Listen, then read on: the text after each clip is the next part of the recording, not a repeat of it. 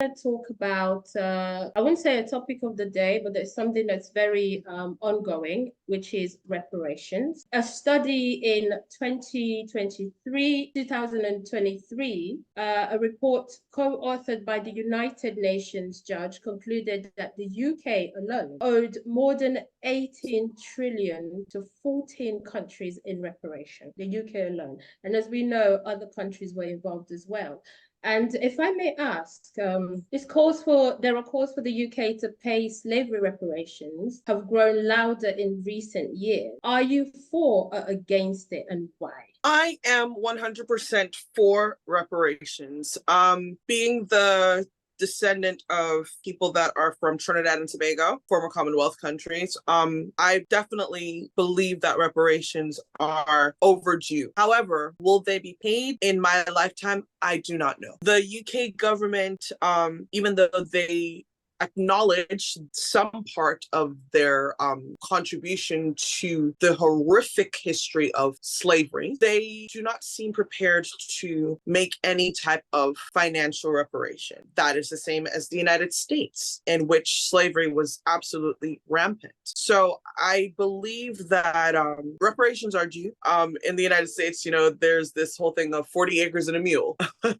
But will the United States government be paying reparations? As far as I've heard, no. There have been many discussions about this, and they do not seem forthcoming, simply for the fact that it may be a small figure, actually. That I don't even think that the trillion that has been quoted is actually the exact figure that needs to be paid back. And when you think about it, what it boils down to is we will never know the true number of lives that were lost. We will never know the exact number of money that is owed, but can you put a cost on a life? No, you cannot. But are reparations due? 100,000%.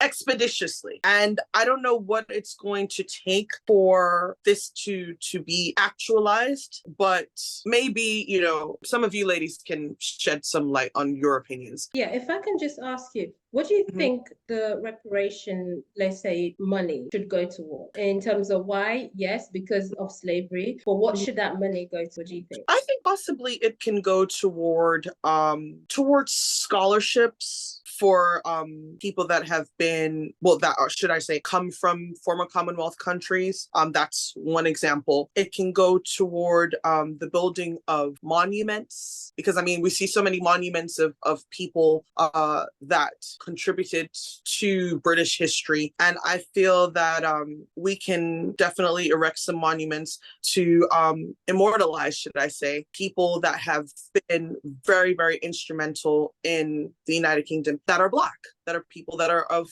Black heritage, Black Afro-Caribbean heritage.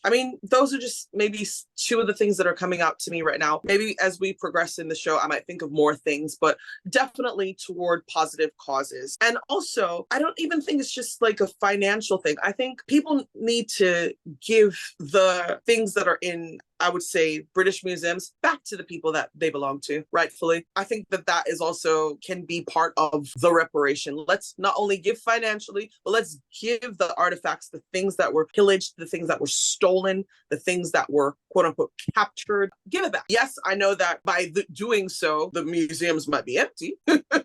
Because most of the artifacts belong to other people, but I can't even just put into words what it is, but yeah, there needs to be a cleansing. And I'm going to end it there. Let the other ladies talk.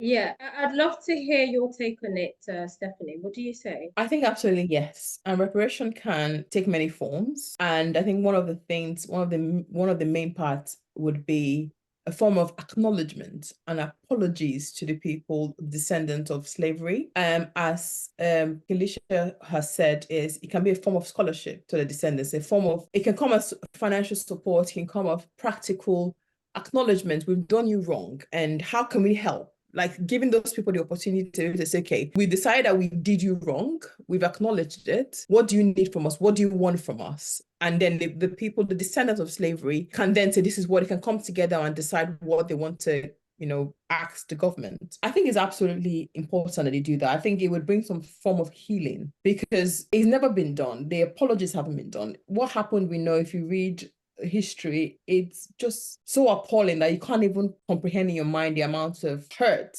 and maltreatment that people face, dehumanization that people face. And to imagine just taking from your home into a different place and being treated so badly. So I think that they should apologize, and then they should build something, give some money, build schools, or but I think that the only case of reparation that was done is for a lady called in 1783, a lady called Belinda Royal, sorry. She was given a form of pension, and that was the only case that in history that has ever been done. So I think they need to be like a financial payment given to the descendant of slavery, people that their families have experienced it. And also, as Kalisha said, loads of things stolen from Africa, they should give them back. But at the end of the day, it has started already. And if we check, you will see that some was given back, I believe, if it wasn't early part of this year, it was definitely last year that they started to, well, they agreed to give some reparation of artifacts back to Nigeria, to Benin, sorry. Recently, in the last 2 weeks,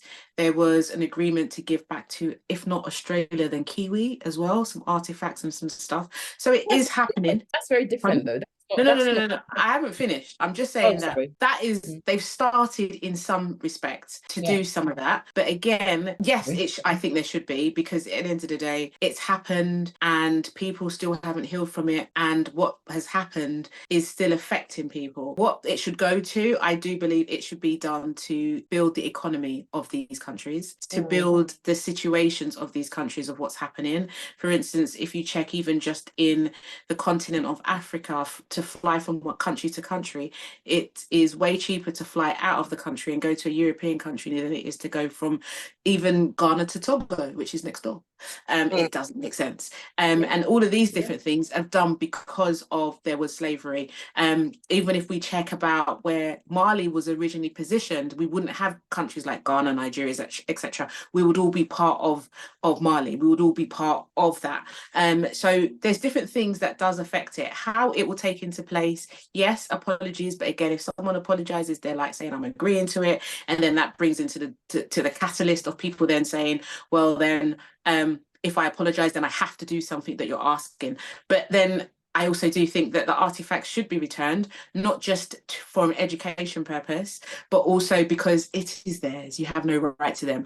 And also, if you understand the country your heritage is from, i.e. my heritage from Ghana, if people understood the heritage of my country in Ghana and they understood how these artifacts are made, and you just wouldn't want to be touching them anyway, if you have not got the birthright to do so.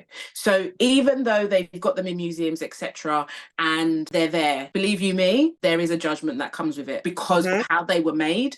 So there's always going to be a part of it. We look at the monarchy of the United Kingdom. There's different things in the crown and the scepter that have been taken from different countries, the rubies and etc. All of this does need to be returned, because why are we just glamorizing it to look at it in one particular country because they've taken it, but when it's given back to the other countries, it's like, oh, that's just something. No. And again, I think it also affects the mindset of people, because still today, even though there's artifacts in different countries that are called Western world, in our quote unquote, I don't like using that phrase, what they like to deem as third world countries, they are still doing illegal mining.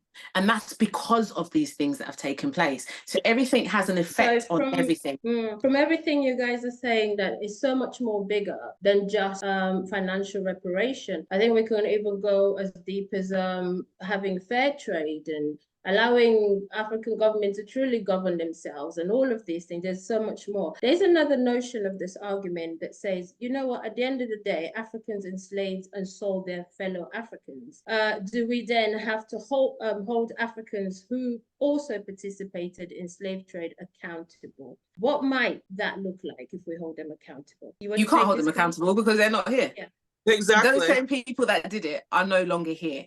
And what I'm trying to say is, so who are we gonna make accountable? Their descendants. So I, Sakina, I'm gonna be held accountable for what my grandfather's grandfather did by selling people, which I knew that they did, but that means I'm gonna be held accountable. So if I'm gonna be held accountable, this is what I'm trying to get back at. This is what I'm trying to get back at too. Is that then we're gonna try and hold the current white people or the government? No, I didn't say that. I said that items should be given back as artifacts because they're not yours and they don't belong to you. So they should go back to those people. I wanted to also mention as well, where they've actually put a numerical number of how much it costs or how much they've said, who dare say that that is how much one person's life is valued or equated to? No one has any right to say that somebody's life is worth 15 million, 10 million, 1 million, 2p or 5p. And unfortunately, because of how people were handled, we will never know the full list of the amount of people and their names to date. There's no way for us to find out, because unfortunately there wasn't the system to be able to numerize all the people, and whether they even cared, I don't know. But it's, you can never pay back. It would be nice to, but again, even if they did, it's going to be a snippet of what it values to. But at the same time, it all comes back to, for me, bringing us to a wholeness. We have countries, we have different islands, we have different places around the world, we have different ecosystems, etc., because of how it's been designed from yesteryear. However, we've also got to be changing our system of how we change our mindsets, of how we develop, and how we can bring a coercive group of things together. For instance, even in Africa, there was, when you're even thinking about Mansa Musa and Mali and how it was, there was a plan for it to be a one Africa, never to be countries. So, but the countries were devised because people came in and enslaved people, and they divided lines, etc., etc. And that's why we have countries. And there was supposed to be a one nation currency for Africa. It's never happened because of what had happened and what we was told. But it goes down to so many different elements, and I don't believe we can ever, I don't think I'll see it in my lifetime, sadly. And I don't think we'll be able to answer it all in one discussion of how it is. But there's so many different things to take into consideration. I was going to add quickly is, you don't know your question on why are we having why don't we hold the Africans who sold people accountable.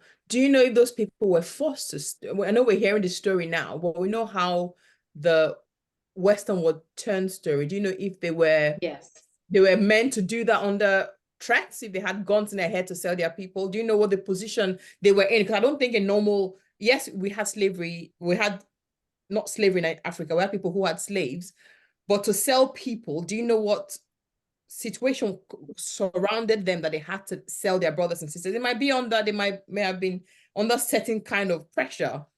You know, they might be had guns on their head. They might say, if you don't, what is the proof that Africans? You're right. What is the proof that Africans, they can prove it? Then we can take the conversation from there. We have proof that whites went to Africa and stole and took people for slavery, but saying Africans, but what is the proof that they were sold to them? Exactly. So you can't ask for reparation from Africans because you were not there. That's another discussion. There is this focus on UK and USA, when we all know there are other countries that were also involved in this. Do you think this focus on UK and USA is fair? And just give us your final thoughts on the whole topic as well. So I do think that this focus on the United Kingdom and the United States is 100% fair. If we look at the history of the transatlantic slave triangle, should we say, it was mainly involving the United Kingdom, the United States, and parts of Africa and the Caribbean. So we have to put the blame where it is due to be put. I feel that all of the points that we have made today are vitally important due to the fact that reparations are needed. The horrific history of slavery needs to be addressed, needs to be acknowledged, and hopefully within our lifetime, we'll be able to see that acknowledgement happen. We'll be able to see tangible changes. Can apologies be a consent to wrongdoing, which means good civil case against those who seem to admit wrongdoing through apology? So do you think just apologizing alone can be a consent to wrongdoing? No, I don't think it will be, because at the end of the day, you can apologize, but then you're just doing it for the sake of not paying. So I don't think that will be sufficient in the eyes of the people that have been affected. And also just thinking about, if there is an apology, what does that do? Unless people are willing to, or institutions are willing to apologize and follow it through with something. When I say something, I don't mean it has to have a monetary figure assigned to it, but it needs something, whether it is because some countries do have the power to be able to whitewash debts of certain countries because of these things, which can be, it can more effective than paying a certain amount. Some countries have the power to also open doors to other countries. Some countries have the power to be able to provide different things to different countries and their people, whether it is building institutions and helping them build their economy and building even just the water systems and the road systems. There's so many different things, as I said earlier, that could be done as a unified body instead of being, okay, we're a solo over here and you're beneath us. But it shouldn't be about that. It shouldn't be about somebody is below them because of their status or their color or their gender or ethnicity. It should be about the fact that ideally, this is how my head works, that everybody should be on the same playing field and that countries should be able to accept each other as countries and be able to mend so we can move forward together harmoniously. What is done in the past has been done, but before we say, okay, that is that, let's apologize, let's work together and let's move forward together to see how we can find a better harmonious way of living that is going to be accepted by all. You can't expect the people that have been abused or people that have suffered from this to pay some reparation. I think that's total rubbish. I think that the Western world should pay the African countries, for example, countries like Haiti, Jamaica, that were directly affected by slavery. There should be some sort of financial, there's an acknowledgement, yes, to the apology, but there should be some financial, I believe in financial, because if you look at this world, the difference between a white man and a black, man in America and the UK, there's a huge difference. And most of those differences come from slavery, just the way they're treated generally. So I think there's something needs to be done. A reparation in financial payments to those countries, probably not, maybe not African countries yet, but mostly those people who are direct descendants of slavery. I think there should be some financial payments to them, to their descendants, to their families, to help them level up to where they would have been if there wasn't, they were not slavery. If slavery did not, if that made sense. So, it said how many trillions, they should have that money shared. They should have, because we have records of family that went descendants of slavery. Those descendants should have some sort of financial benefit to help out, to just like an acknowledgement of wrongdoing by the Western world, by America and the UK. We have reparations already in existence for different things in our life.